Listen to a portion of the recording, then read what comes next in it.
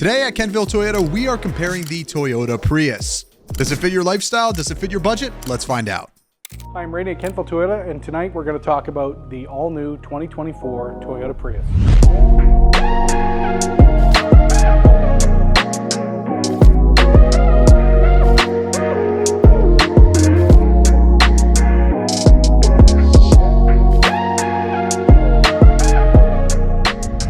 So here we are at the front of the vehicle. This is the 2024 version. This is the all-wheel drive, not the plug-in prime. This vehicle has a 2-liter drivetrain, and starting here at the front, obviously we have the LED headlights. Extremely sleek, very masculine look. I really do like the aggressive stance of this vehicle from the front side. Lots of sonar sensors forward-facing for parking. And this vehicle also has some really neat safety features that do run off of a combination of those sensors in the bumper, as well as the forward-facing camera here, is that if you're on the road and a pedestrian or a bicycle veers or appears to be veering into your lane of travel, this vehicle will actually respond to that faster than you will, and it actually take control of the steering and steer you away from your pedestrian or the bicycle. So as we go from front to back, obviously, nice angular headlight and fog light. Another parking sonar sensor here on the outside of the vehicle. This version of the Prius as the Limited and the all-wheel drive, this comes with a standard 19-inch alloy wheel. Big, bold look. I really like the look. I like the combination of that large wheel. Kind of an interesting twist. Previously, the Prius has always been a bit of an econo box for people, and they went with 15-inch tires because they were cost effective and they were, frugal customers love their Priuses. This is a totally new way of thinking, is that you still get the economy of a Prius, but you get a really nice bold look. You get the black wheel arch here on the yellow again. If you like the maximum yellow with the black, that's good. Not all will. You can actually downsize these wheels over time as well. So as we move backward here to the mirror, there is not marker for the signal light on this one, but it does have a puddle lamp right here, so that when you open the door or you unlock the vehicle at night, this will light up the ground outside of the vehicle. Move back towards the door handles. Obviously, this has Toyota technology built in that as long as the key is with you, the car will lock and unlock with just you touching here. The mirror also still has our traditional Toyota blind spot monitoring sensor is lit up in your mirror when there is something in your blind spot. So come back here. Really interesting look of the car with the black and the yellow. You will notice that this vehicle actually does have, between the moonroof and the second panel of the roof, this essentially is all black. This is glass, this is glass, this is plastic. So really interesting look is essentially have a glass top vehicle.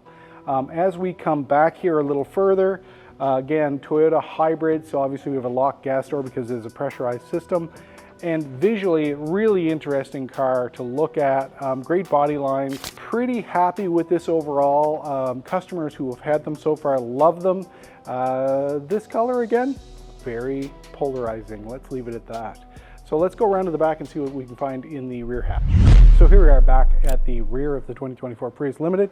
Again, Toyota is still calling it a Prius. They have changed the emblem on the rear. All of our new hybrids have the new HEV tag on the back. Lots of sensors again here for parking on the rear.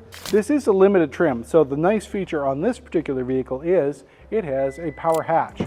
This is a standard feature on the limited trim. Lower trims do not come with the power hatch until you get up in the technology packages. For the 2024, we do have 2 buttons on the rear gate.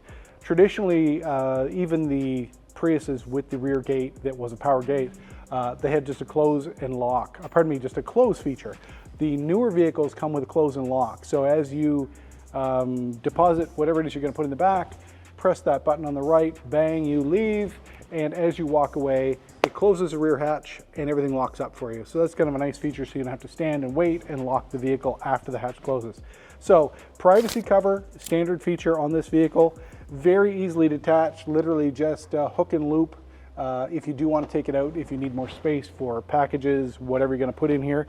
The floor height is fairly high in this vehicle. It's not a big, roomy car, simply because the hybrid batteries are here over the rear axle. gives you a great center of gravity as an all-wheel drive vehicle, so it's a nice feature. But again, this is not a people hauler. This is, it is fine for 5 people, but in most cases people are going to use this for a family of 4. And with the all-wheel drive, this vehicle still does have 6 inches of ground clearance, which is nice. So there is a little bit of storage space here in the rear of the vehicle. It does come with a tow hook that you can put in the front if you're unfortunate enough to need it. There it is. And because of the configuration of this vehicle, it does not come with a spare tire. There is a repair kit in the vehicle so that if you get a small puncture, you can hook the can up, hopefully reinflate your tire and get to a service station and get it fixed. So here we are inside the 2024 Prius Limited. Let's do a quick tour here of what I see. Obviously, we have 2 presets here on the driver's door because the driver does have a power seat. 8-way adjustable, lumbar support, really comfortable seat. I've got to say I've had an opportunity to drive a couple of these vehicles and it is a fantastically comfortable vehicle to drive. For taller drivers, you really would need to set the seat way down to keep the headroom. There's the seat is bottomed out, I'm all the way in. So not a ton of headroom in here with this sunroof. So again, if you had a longer torso and you were north of 6'2", 6'3", you'd make sure you'd want to drive one of these before you ordered one because you make sure you fit. So from here, I see on the dash, automatic headlights, heated parking zone for the wipers. I see the heated steering wheel, which is a nice feature. Gas door is down there. Now gas door on this vehicle, again, because it is a Toyota hybrid pressurized system, this particular vehicle has a 40-liter tank. The 40-liter tank combined with the, I believe it is 4.8 liters per 100 kilometers stated fuel economy combined for this car, should give you a range of about 850 kilometers on a full tank. One of our competitors years ago were making a big deal of you get 1,000 kilometers of tank. What they didn't tell you was it was a 60-liter tank. Comparatively, you put this Prius on the road compared to that vehicle, which happened to be diesel at the time, and comparatively we would get about 1,400 kilometers on the same amount of fuel with this vehicle. So that's a nice feature. The fuel economy is ridiculous. So lots of tech, obviously, your audio controls, radar, cruise control. The layout of this vehicle is very different than previous generations. This is more cockpit-like. I have the display sitting up out of the dash way in front of me, lots of information on it. I really like the brightness of it. It's perfectly placed for my line of sight. The audio, the head unit on this vehicle is very in-depth. It does have Apple CarPlay and Android Auto built in on this vehicle. And because it's a limited trim, it's got a ton of features here. So we have heated and cooled seats. We've got 2 USB-C audio inputs here and a charging port. We have a conventional old school charging port if you have any old devices you need extra power for. Climate controls, dual climate control, which is really nice. So you can either, your driver can be hot, your passenger can be cold, vice versa. Because it does have heated and cooled seats, we do have the perforated seating surfaces, which is really nice. This is a nice touch. It's kind of that carbon fiber look, very kind of space age. Again, I've been sitting here a couple minutes. I've got to reiterate how comfortable this seat is. It's really impressive.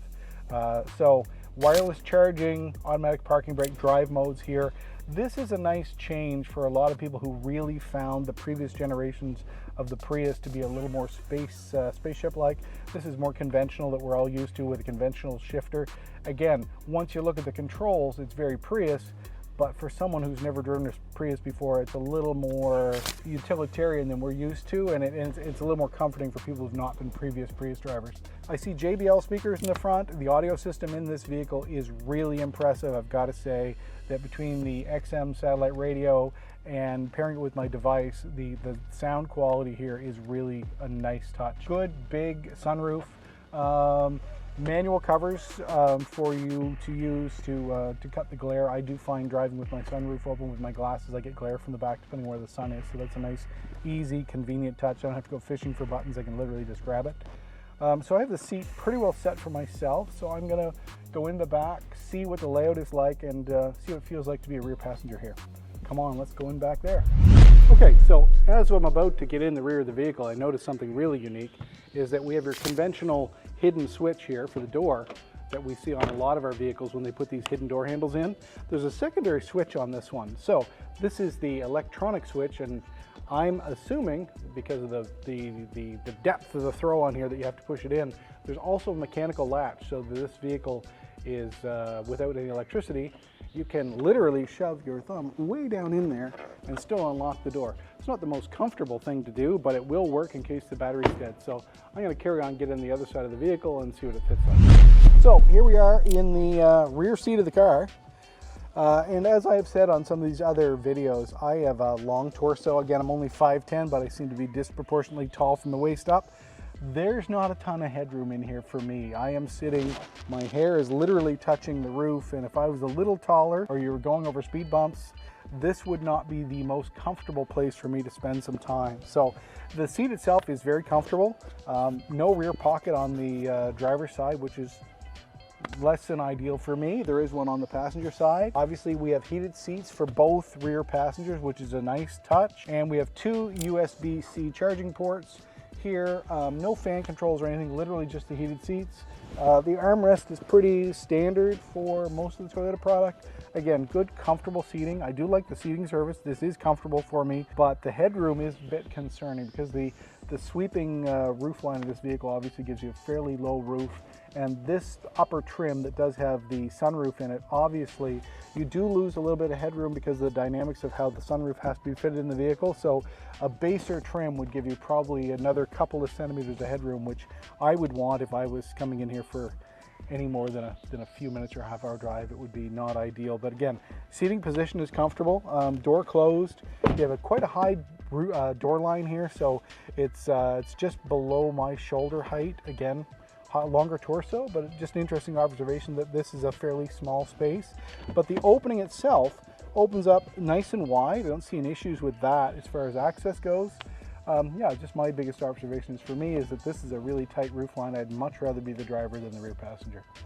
So that's about all I see back here. You do have good pass-through back into the rear hatch, but that's about it. There's no point in me sitting in here blabbling on any longer. Okay, so as per usual, I'll reach down here and see if I can open the hood. So I'll come around to the front, look for the magic hood latch. Hopefully this isn't too embarrassing. Oh no, there it is right there. I just have to figure out which way it goes. Okay, that's pretty straightforward. Nice clean design there. That was fairly easy to find. So, interestingly enough, this is Toyota's 2-liter hybrid drive. This is the powertrain of choice for all the Prius vehicles. Both the plug-in Prius and the all-wheel drive Prius still have the same 4-cylinder, 2-liter hybrid drive connected to the eCVT. This one happens to be all-wheel drive. Again, average consumer, there's where you check your oil. There's where you put your nothing in. That's actually coolant, so don't touch that. There's no need to. That's where your washer fluid would go. And again, beyond that, there is a fuse box. Obviously, there's an air cleaner here. Most people are going to use a certified technician to service this because the average consumer really doesn't understand what's going on there. You don't really need to. Prius is one of those badges that's been around forever. The original Prius was sold in Japan in 1998. Toyota Stat says that most of those vehicles are still on the road with the original batteries in them. In our environment, we've seen a few from the early 2000s. They do stand up mechanically extremely well, but Mother Nature tends to eat them where we are, even with undercoating, is that there's not a lot of those original vehicles still left on the road because most of them rotted, not because they stopped working. So battery pack in the back comes with a 10-year warranty. The engine's got a 5-year, 100,000 kilometer powertrain warranty on it. We really don't have any issues with these. Service them, look after it, undercoat it, and enjoy your Prius. Hi, I'm Randy at Kentville Toyota, and today we're going to do a quick walk around on a 2025 Prius XSE Premium. Let's have a look.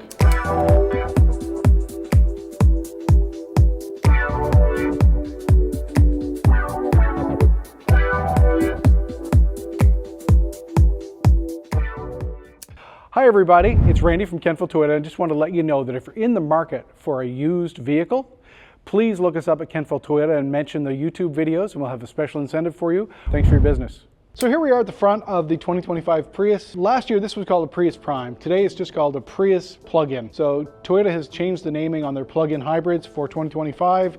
The Prius Prime as well as the RAV Prime, same vehicle, changed the name. They're just calling them the Prius plug-in. So first impact is this color is new. It's only available on Prius currently. This is called Guardian Gray. I like it. It's blue, it's gray, it's a little bit of everything. I think it looks good on the body lines of this vehicle. It's got some nice accents here. So on the front side, side, obviously, we have the front-facing sensors for parking, sonar, and for pedestrian detection. You have a little accent piece down below that is chrome, which I think still goes well with the gray. I'm sorry, but I wish that wasn't there. It is there. This vehicle is a worldwide platform, so they're built in Japan for the entire planet. Lots of places you have to have a front plate. In Nova Scotia right now, you do not have a front plate, and I wish we had a different way of hiding that, but we don't. Still better than the old bolt-on ugly mess that used to be on the previous versions where you bolted through the fender. But anyway, it is what it is. We're not about to change it, and I'll just shut my mouth and carry on. Come along to this side. You do have LED projector headlight right at the leading edge of the hood. I do like that. It's a very sleek, sporty look, and really, this is quite a sporty car. Traditionally, Prius has not been thought of as being a sporty car, but this current generation, 24 and 25, they really upped their game. This as the plug-in version. This car has almost 300 horsepower with a full charge and with the gas engine running.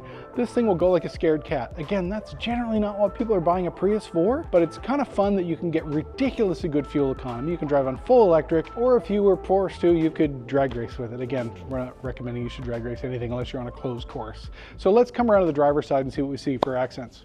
So here we are. We're going to start at the front of the 2025 Prius. First thing you'll see is this really good looking wheel. It's a 19-inch low profile wheel. Very sporty look, really, good ground clearance for the car. Visually, I like it. It's a really nice accent piece. The black goes well with the gray, with the high gloss wheel arch. We come back here, down the body line a little further. Obviously, you've got black high gloss mirror camera here for some of the safety features to go with the vehicle. Color match door handle on this particular trim level. I believe it is on all of them. And we'll come back here, I'll switch around, and the door handle is here, hidden up in the pillar, so that this is a four-door car that does not appear to have four doors. And again, because batteries die in cars and batteries die in keys, Toyota has remembered that there is an actual physical release right there that will open that door. Now you need a pretty strong finger, but you can literally shove that down, and it's a physical mechanism that will release that rear door. Come back around to this side. This is the actual gas door. Gas release is on the inside on the floor on this Prius. High gloss wheel arch again wraps around another 19-inch wheel. Another sensor for rear backup and for parking. It's kind of an interesting subset is that we've got a 19-inch wheel on a Prius, and traditionally our Prius drivers they've been econo boxes. They've been incredibly reliable. They've been good value. They've given us ridiculous fuel economy, but most of them came with a 15-inch or a 16-inch wheel. This 19-inch wheel is a bit of a separation from the lineage that the family name of the Prius. Some of the customers are not really loving this, so they're going to a smaller wheel and tire package that you can actually go to the SE, so the entry-level trim. You can put a noticeably smaller wheel and tire package on this vehicle for winter tires. It does affect the ride height a little bit and the overall ride. On our winter roads, that low profile, large wheel, a little rough and a little not real sustainable, because we've got potholes here that are pretty near waist deep now. So when you do purchase one of these Priuses, a lot of our customers are going with an aftermarket wheel and tire package for your winter wheels, just to give you a little more durability. So let's come back around to the back of the vehicle and visually have a look at the rear of the car. So here we are at the rear of the 2025 Prius XSE. Visually, what do I see? Obviously, the name Prius is clearly marked across the back. We have a couple of different cameras here. Two different camera angles. One is just for your backup camera. Because this is the top trim, it does give you a bird's eye view inside the passenger compartment. If you put it in reverse, you can see as if you're looking down in the vehicle. That's one of the cameras for that. Prius Prime, again, Toyota has changed the badging on these vehicles just to denote all of our hybrids now come with that particular emblem on them that denotes that they are a hybrid vehicle. Being the Prime essentially says that it is a plug-in vehicle. Our hybrids with the Prime added onto them, as far as language goes, basically indicates that it's a plug-in vehicle as well. So this particular one, lots of sensors here on the rear. I like the high gloss black accent on the lower on the bumper. So I come back along here, there is a release. I'll try that. Okay, so this particular trim comes with the power lift gate. And as I've said with some of the newer Toyotas, the 24s and 25s, Toyota has finally come around to adding two buttons to the rear for closing. Button number one is just to close the rear hatch. Button number two is to close and lock, because in a lot of cases, if you close this, you walk away from your vehicle, you've got to wait for this to completely latch before the vehicle can be locked. So if you're going across a parking lot, you can't get too far away from the car. Your key fob won't work to lock it. So they've remedied that with most of our 25s for sure, and some of our 24s. In this case, if I press that particular button, it will not work because the key is in the vehicle. It's giving me an audible warning saying, hey, you can't lock this, the key's in, but the automatic lock will work. So it goes back down. It's pretty quick. It's quite a bit quicker than the previous versions of this with the power hatch. So it's getting faster over time, which is a nice feature just for convenience for the drivers. So let's open it back up and actually look inside and see what we see. So from here, obviously this is a plug-in hybrid. So the plug-in cable comes with that vehicle, comes with all of our plug-in hybrids default. It goes into a standard 110 volt cord in your garage, the outside of your home, whatever you want. Charge times on this vehicle in, let's say daytime, June, 20 degrees outside. Overall charge time on this vehicle is somewhere between 7 and 9 hours to get a full charge. Winter, obviously, is going to charge a little slower, and you can go with a level 2 charger on these. It goes 220 volts, higher amperage, and you can cut that charge time to less than half if you choose to make that investment. Most of our customers have decided that this is fast enough because every evening your car comes home, they just plug it in, leave it plugged in, and it'll charge. When you do have it plugged in, to release this cable is kind of interesting. I'll give you a quick demonstration on the next leg of this video. So let's go back to the inside. We pull up the floor covering, and as you can see, there is no spare tire in this vehicle. They're trying to keep the weight down to keep your fuel economy up, and instead they give you a first aid kit for your tires. So you take this 19-inch wheel, you punch a hole in it. This is a tire repair kit. You've got I'm going to say CAA. For 3 years, this car comes with roadside assistance. If this doesn't work, you're going to have to call roadside. Anyway, it's not my decision. The vehicles don't come with spare tires anymore, but most of the manufacturers have done it because of weight. These do work provided you do not have a great big gaping hole in the tire on the vehicle. So that stays in here. Security in place. Actually, pretty reasonable cargo space in this vehicle. You can take this privacy shade off, just a little better access, but again, it's just hanging there. It's not going to impede you much. So one thing I really like about this vehicle that I see is on this side of the vehicle, there is 120 volt, 1500 watt conventional plug-in for a cooler, charge your laptop, whatever you're doing. If you need some regular 110 volt electricity in this vehicle, it is available right there, which is a nice feature. It's well fused, so you can't hurt the car. It will not allow you to drain either the 12 volt battery or the high voltage battery. The technology will not allow you to kill the car. Let's open this up and see what we found, because I really have no idea what this is. I should probably lift this first before I start ripping other things apart. And this is, there we go. Okay, that is where your 12 volt battery lives.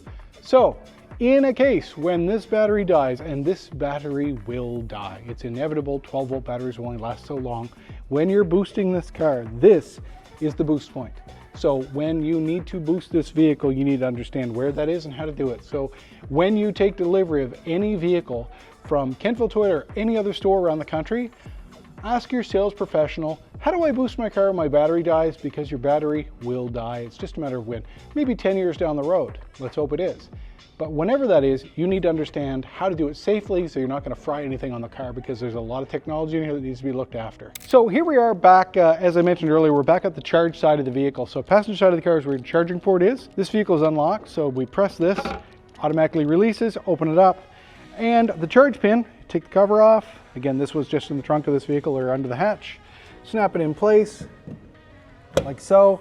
Now it's locked in. Normally, if this were actually plugged into the outlet, the little blue light here would light up, all good to go, just to indicate to you that the car is taking charge. Now, when it's charging, you cannot just pull this off of here. And even though it's not charging, it locks in. The car essentially sets a lock on this, and the only way to unplug this is to unlock the car and have the key with you.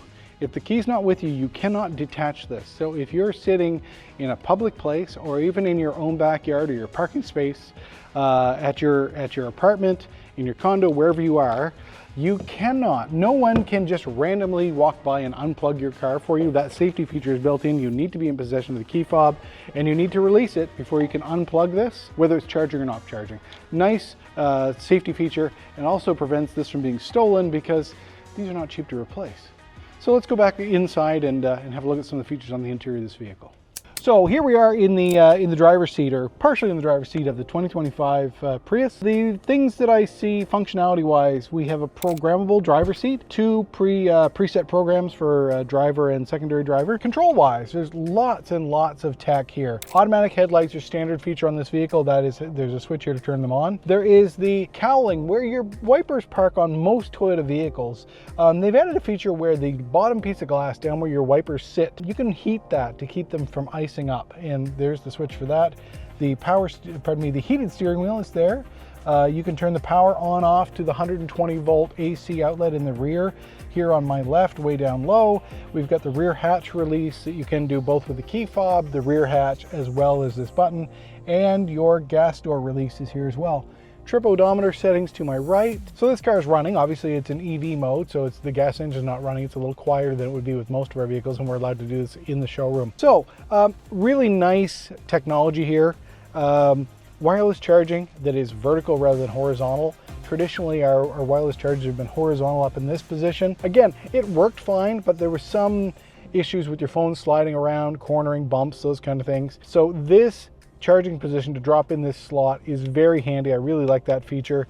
Your automatic park brake is here, your drive mode select is here, EV mode, essentially your transmission modes and your electrical modes are here. This particular unit, because it is the higher trim, does come with a heated and cooled ventilated front seats for both your driver and your passenger. And then we have obviously wireless Apple CarPlay and Android Auto built into the head unit, so you can mirror your phone and take advantage of all the technology that is here. So the drive modes you can select, essentially drive as a hybrid, you can drive as an electric. In ideal conditions, upwards of about 75 kilometers. Winter in Canada at -10, -12, that driving range is probably going to drop to mid 40s, so 45, 48 kilometers on full electric. And again, if your heated seats are on, your heated steering wheel is on, the heat's on full, you're going to cut that range down depending on how much electricity you're using in the functionality of some of the creature comforts in your vehicle. So with everything turned on full and it's -15 outside, this vehicle will probably have a range of around 40 kilometers. And once you go colder than that, the vehicle does not have the capacity to keep itself warm, or keep you warm as a human in this vehicle. To drive the car, you may not need more electricity. Is that if you're asking for more heat than the system can generate using electricity, it will start the gas engine and harvest that heat to put back in the passenger compartment. So in Canada, there is some practical usability issues with these vehicles that you need to be aware of before you make your purchase.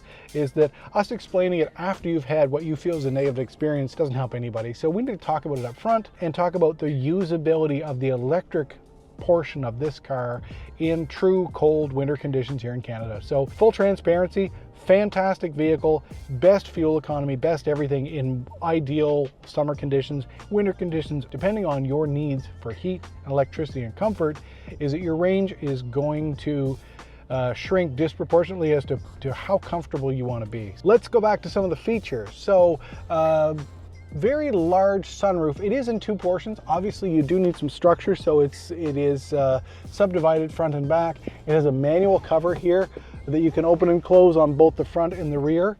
And what else I see? The audio in this vehicle, because it is a top trim, it has a JBL, let's try that in English, JBL audio system that has 12 speakers built in, and the audio dynamics in this vehicle cabin are really fantastic.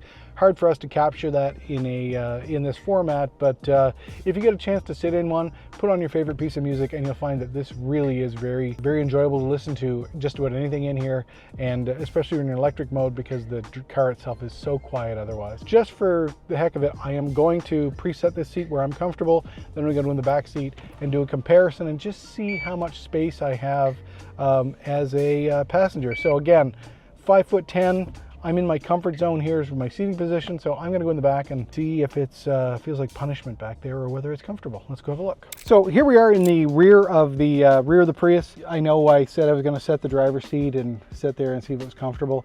We couldn't. The lighting's a little goofy here while we're filming, so I've got to make it plausible for you to see it and me to do it. So I've adjusted the passenger seat to match where the driver's seat was. I'm going to close this simply because I'm getting scalded by the sun. And I've got to say, this seat is really comfortable. I'm pretty happy with this. I do have a long torso, and my hair. Again, I don't have particularly long hair or tall hair, but I am really close to the roof line of this vehicle. But again, I'm really comfortable. I'm not actually touching anything. I don't have any complaints about back here. The seating cushion is way more comfortable than I expected it to be, and the angle for my back as a passenger here is really fantastic. We've got lots of latch points for car seats, so new and growing family, no problem to latch in your child seats here. You do have a storage pocket on the rear of the passenger side front seat. Armrest here. Again, you can put 3 people here.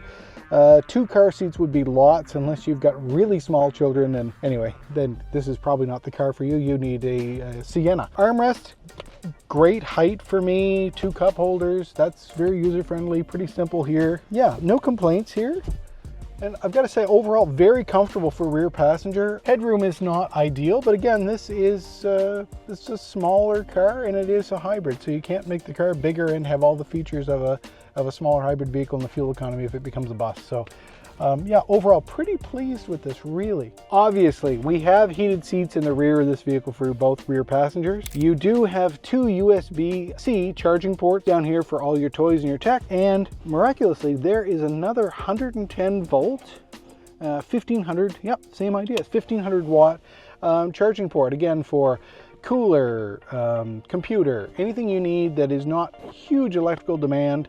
You can plug in with a conventional charger there with a regular plug like you'd use in your household. So here we are at the front of the 2025 Prius plug-in. And again, I always go from right to left. There's the little mechanism. I think that's it. So it's a bit of a lift on this one. Lift and open. Grab the prop rod. And there's the mount point for that. So here we are under the hood of this 2025 plug-in Prius. Pretty complicated piece of technology here. For Toyota, this is standard fare. Don't need to worry about it. The longevity is ridiculous. But as a consumer, what I see is a 2-liter naturally aspirated gasoline engine paired with our hybrid drive here on this end. As a consumer, the things you're going to need to know. There's where to check your oil, right there.